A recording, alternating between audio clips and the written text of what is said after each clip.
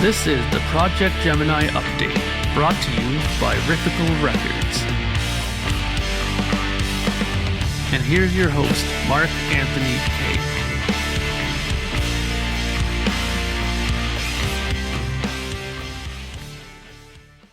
Greetings, friends, and welcome to Projekt Gemineye update number 99. So today's update is going to be more of a friendly chat, interspersed with some information that might be important to you guys. Why the friendly chat? Well, to be honest with you, the last couple of weeks I've been really busy again, getting ready for the vinyl. Now things have been really going in high speed. I was going through all the artwork that had to be double checked and prepared. The vinyl is obviously a different beast than the CD. The booklet had to be transferred into something a bit larger for the vinyl instead of a little 8-page booklet. It's condensed down into something, it's not condensed, it's all the same stuff, but it's put into like a 4-page big booklet instead of a smaller CD booklet. And all the artwork had to be prepared, all the center labels done, the back cover was revamped a bit, and other things were done. Also, the new hype sticker got finished. I got a call yesterday to come pick them up. I'll be probably grabbing them on Monday. They look very cool. Also, as I mentioned before, that the discussion about what color to make the vinyl, overwhelmingly, it was yellow that was voted. So we will be doing a translucent yellow vinyl. I'm pretty sure it's translucent yellow. Either solid or translucent. I'm pretty sure it's translucent. So the yellow is happening. Also, what I didn't mention maybe before is, unlike the CD release, this time for the vinyl, you will be getting a download card. And then on that download card, you'll be receiving the opportunity to download 3 cover songs again. I don't know if I mentioned what the other 2 were before. I'm not going to mention the songs' names. I'll wait for a bit later to do that. But the bands that will be appearing this time will be Queen, Iron Maiden, and David Bowie again. But obviously a different song. I can't help it. I love David Bowie. He's Mick Ronson's one of my biggest influences. That should kind of narrow down what the possible albums the song could be from. And also, I'm just enjoying the idea of just chatting with you, the loyal supporter, because I felt like I've been away from you guys a little too long. The last time I made a video was when Neil Peart passed away about a week or so ago, or 2. I think it was the 10th of July, wasn't it? 10th of January, sorry, when it happened. And it seems like a while since I did a video. And that was a trying time for me. I have to admit that, growing up with Rush, it really impacted me, because I thought that compared to some of the other bands that are still up and rolling, like Rolling Stones and, Kiss and stuff like that, where, some of them have a bit older members in their group, and they're still alive and doing well, and thank God, I'm very happy for that. I never expected Neil Peart, a man who was doing full bicycle tours across Africa, riding motorcycles all across America and Canada and who knows where else. I just expected him to be the last one to go. But, cancer knows no limits and doesn't discriminate, unfortunately. So it was a very difficult time. And after I'm done talking, I'm just going to do a little further tribute to Neil really quickly, if you don't mind humoring me. So as far as the vinyl release, there's going to be those 3 cover songs. Also, there will be a poster, a very cool poster coming in this one. I might even do something else a little bit different for it. I'm not 100% certain yet, but the poster is happening for sure, just as tradition would have it. Excuse me. But also, I am going to be doing test pressings again, so keep your eyes and ears open for that when we start the pre-order. And I will be going through with the lathe cut EP that I'm going to release. It does seem feasible to do it. It's not cheap, so it may not be for everybody, but it is going to be a very, very cool item because, it will come with a center label, and also I will be doing a nice insert for it as well. So it will be a nice collector piece. It's not going to be like an album, but it's going to be a very collectible kind of piece, kind of like a record store days thing. How sometimes people get those kind of rather different looking things. Sometimes they have them in these plastic sleeves, like those kind of 10-inch things like Zappa released, like his picture disc and stuff like that. Think of it along those terms. And, it'll probably be up in the $20, $25 range, maybe 30, who knows. I'll have to still double check that, but it'll be in that area. But luckily, for most of you guys who are American and UK and European purchasers, we're talking Canadian dollars. So $30 Canadian for you US people is like what, $16? And in Europe it's probably the same, like, $17. It's nothing. You guys have it a lot easier in terms of what's the word I'm looking for? As far as the changing of the funds, you guys end up in a lot better situation. But it doesn't matter to me. It's never been about that for me. Like I said, as long as I can just keep myself afloat and, make a little bit here and there, that's all I care about. I'm not here to make some huge money for myself, Otherwise I'd be doing ridiculous things like, $45 for a record, because it has a poster and it has all this stuff, and I want it in US funds and not Canadian. I'm not going to do that. So I'm sticking with the Canadian funds. And good news again, my US and UK distributor people have volunteered to help me out again, which means, and this is very important for you guys, if you're going to order the album, it's probably better for you to order it now when the pre-order starts. It hasn't started now, I'm just mean like when it does, because the shipping will be considerably less because I'll be shipping a bulk amount of records, like whoever orders, to the distributor, and he will mail it out to you guys, which saves you guys a tremendous amount of money on shipping. So, it's great news all around. I'm trying to think if there's anything else. I know I mentioned in one of my last videos that I wanted to continue and finish the making of a album series. To be honest with you, I'm having a little bit of trouble finding time to do it just because of all these things happening. And I know the next one I said I was going to do was a keyboard thing, but you know what? I'll be honest with you. I did a keyboard segment not long ago, and between that time and now, I have not really changed anything as far as my keyboards go. So if you really want to see what I do with my keyboards as far as sounds and stuff like that, that video is perfect for it because it has this keyboard. It has my other Roland Gaia on there as well. And, I think I've pretty much covered bases on most things. I might do a quick mastering one, though, sometime soon, but there's a lot going on. This year is going to be a very, very busy year for me as far as releases. And I think that's good news for you guys, because not only is the vinyl version of this album going to be coming out, but I'm in works right now of working on another thing that I'll announce later after the pre-order is complete for the for this Projekt Gemineye album. And then, of course, later on in the year, you'll be expecting book 2, which is going to be happening. I will be thinking about starting that in a couple of weeks, probably start thinking about the songwriting part of that. And, there's lots of things that are going to happen. Stay tuned. I think it's going to be an interesting year, 2020.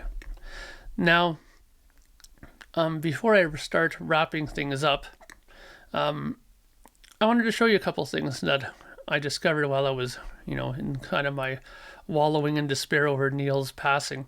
I went down into the basement of my house to try to, I don't remember what I was looking for exactly, but I stumbled across some of my Rush concert programs. I thought it might be cool to show you guys really quickly some of them, because some of these are pretty old. I'm surprised I still have them, and they're in fairly good condition. Well, this first one isn't in that great a condition, but it's still fantastic. I think you might be really interested in it. So, the first one is my Counterparts tour book. This one's kind of a little bit banged up, as you can see. But this is from 1993, I believe, isn't it? 1994, sorry. And this is a fantastic tour. I really enjoyed this tour. This is the album that made me get back into Rush really hardcore. There's just an amazing record on here. Animate, Stick It Out, Cut to the Chase, Nobody's Hero, Alien Shore, Speed of Love. So many great songs on this album. And what I've always loved about these kind of programs is that Neil used to write these kind of journals in them. And they were amazing reads. I mean, can you imagine, like, reading this stuff that Neil would write? It's just absolutely fantastic. And I always used to love these kind of programs. There's more Neil writing, and they always have some interesting pictures in here. Especially the individual band member ones are the ones that are the real reason to buy these. Like Alex Lifeson's picture there with the riding mower is just absolutely hilarious. There's Geddy Lee with his baseball collection. And just some of the things that these guys write, and they're just absolutely hilarious. There's Neil. Let's see if we can get a better close-up of that. Neil on his bike tour of Africa, I believe it was, when he went. And yeah, lots of great photos. And you know, it's I'll just skim through this really quickly because there's a couple of other ones I'm going to show you guys really quickly too. And what's usually considered tradition, these photos here ironically are kind of like more Roll the Bones type period, which is the album before, which is something that's really common for Rush programs, is that they usually sometimes have photos from the prior tour as well. And this is the great tradition as well, with all the albums listed in the back, with the songs listed in the back there. So that's Counterparts. Now this was one of my favorite tours of all time, the Test for Echo tour. This is when they first started doing an evening with Rush. Before the Counterparts tour, they still had opening acts. I think Mr. Big was one of them. I believe Voivod was one of them. Maybe, I think it was Voivod. I don't remember, but they had opening acts, like good ones. And this is the Test for Echo. This is when they did the whole evening with shows, and they did 2112 in its entirety. And another amazing record. This one is the front, there's the back. And again, we were, as always, blessed with a very cool write-up by Neil Peart that he would do. I always loved reading these things. In fact, the funny thing I remember is whenever I used to go to the concerts, I would rush out, grab the program, and spend the next, 20 minutes or whatever, just, reading this. Because I used to love this stuff, in hopes that, I'd get there in time so that I can sit down properly and comfortably and read some of this stuff. Because it is these programs are really worth it. I mean, I know some bands have bigger programs, some bands have more, elaborate photos and stuff like that, but this is a Rush program the way I remember it. And it really brings back a lot of memories, especially this tour. I went to multiple shows, I think, for this one, and because they played a few times in Toronto for this tour, and it was just fantastic. And it also has a little bit of sour memories in the sense, because after this tour happened, like, they were firing on all cylinders. They were like incredibly tight. They were playing really good, writing great songs, and then the the unfortunate passing of Neil's daughter happened, and his wife, and that was the end of Rush for until 2001, I believe it was, or 2000. Well, at least 4 or 5 years until they had returned. Some people thought it was never going to be a return. So there you go with the back end. I don't have here, I do have it, but I don't know where it is. In fact, I'd love to find my Grace Under Pressure program. God, I wish I could find that. I know my sister has one. Maybe I can grab that from her one time and I'll show you guys it. But that's a really old one, and it's amazing. I think she also has the Power Windows one and the Hold Your Fire programs. They were just incredible. But I don't have the vapor trail went on me. It's somewhere in the house. I don't know where the hell it is, but the next one I do have here is the Time Machine Tour 2010. This is a really good tour again. Lots of old classics played on this tour. This is when Neil started using that setup that looked like a, you know, some sort of strange, you know, clockwork sort of drum set that he had.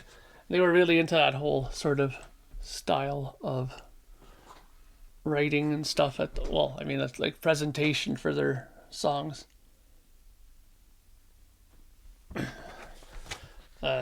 Great stuff. There's Neil with his the Brutus grill, which is a sort of a thing amongst Rush fans, because they used to always give these guys, you know, they always used to have some kind of nicknames. Oh, Bubba's, sorry, not Brutus, Bubba's Bar and Grill. That was a sort of a thing that Neil was always nicknamed. There's a great photo of him there. There's a great photo of the master on his drum set. That to me, I think, is one of his most popular drum kits, to be honest with you. I think most people kind of remember him from that one. There's the boys in action here. Some great action shots there. I'll try to get through this quickly because I don't want to bore you guys with this too much. But, you know, I'm glad if you're still sticking around that you're still here. Like I said, I feel it's kind of a good feeling knowing that talking to you guys and, you know, spending some time.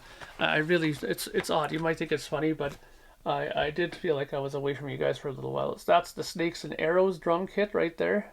You'll see right there. That was when Neil made that odd transition to using not a 22-inch kick drum nor a 24-inch kick drum, but a 23-inch kick drum. Very odd. But it sounded fantastic. I mean, I wouldn't have noticed any, you know, overwhelming difference in tone. Let me just show you another page here, and then I'll get to the back. There you go, another fantastic live shot. And then here we go in the back. As you can see, it has really expanded their album things, because by this point there was Feedback, the tribute album. They had done also Rock in Rio, different stages. There's all kinds of live records that had come out at this time around this point. So the catalog had vastly expanded. And the last one I have to show you guys here is the ever popular R30 farewell tour. Was this the last one? I don't remember. This was the last. I think R40 might have been the last one, if I'm not mistaken. Yeah, sorry, R40 was the last one. Do I have R40? I think I might have even seen it over here. Can I bring it up here? Let's see. Oh, would you look at that? So hang on a second before I do that one. I have a couple of, oh, I have another R30 one here. Wow, I have two R30s, huh? So, in any case, here's the Snakes and Arrows one. I didn't realize that I even had that one here.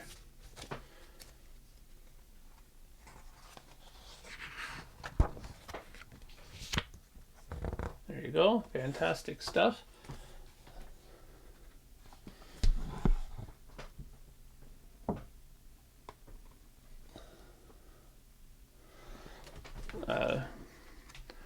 So yeah, there's more of Neil's writing. Geddy and his bass talks about. Now I think that at this point they might have went back to talking about actual gear. Did they? Yeah, it's all listed on the side here. 72 Fender Jazz bass, Geddy Lee model, the Fender Jazz Custom Shop, the Jaco Pastorius Tribute fretless bass, amplification. He was using very much direct stuff at this time. There were no amps on stage for Geddy at this point. He used the Avalon Direct boxes, the Sans amp, the Palmer speaker simulators, and the Trace Elliott Quattro valve amps. Those must have been off stage when he had those. But yeah, interesting stuff. There's Geddy again. Let me see if I can get through this again a little bit quicker.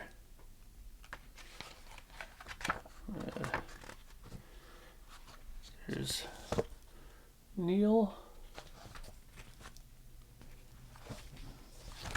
Hey, what happened there? Where's the other guys?